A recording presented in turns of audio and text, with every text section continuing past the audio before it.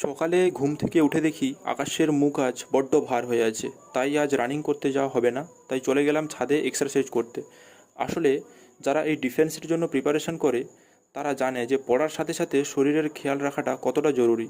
সেখান থেকে এসে হালকা ফ্রেশ হয়ে মুখ ধুয়ে পড়তে বসে গিয়েছিলাম। আজকে মূলত টেক্সট বুক থেকে কলকাতা পুলিশের মেন্সের একটা মক দিচ্ছিলাম। মকটা দিয়েছিলাম বাট সেরকম একটা নাম্বার আসেনি। যাই হোক, তারপর ছোলা আর আলু সিদ্ধ করতে দিয়ে দিয়েছিলাম। কারণটা হলো আজকে আমাদের ধান রোপণের কাজ হবে মাঠে, তাই আমিও খাবার নিয়ে চলে গিয়েছিলাম বাবার জন্য মাঠে। দেখতেই পাচ্ছ রাস্তার অবস্থাটা কীরকম, আর এখানে বাবা ধান রোপণ করছে। আসলে এখন যেহেতু বর্ষাকাল, তাই আমন ধানের চাষ করা হয়, আর তারই প্রিপারেশন চলছে এখানে। আসলে আমাদের এদিকে ধান চাষটা খুব বেশি পরিমাণে হয়। আসলে গ্রামের দিকে মানুষের জীবিকা নির্বাহের সবথেকে বড় মাধ্যম এটি। তারপর দুপুরে এসে মাছগুলো ধুয়ে আজকের রান্না বসিয়ে দিয়েছিলাম। আসলে 2 মাস হলো আমার মা আমাদের ছেড়ে চলে গেছেন, আর এই রান্না করতে গিয়ে বুঝতে পারছি এখন সত্যি রান্না করা কতটা কষ্টের।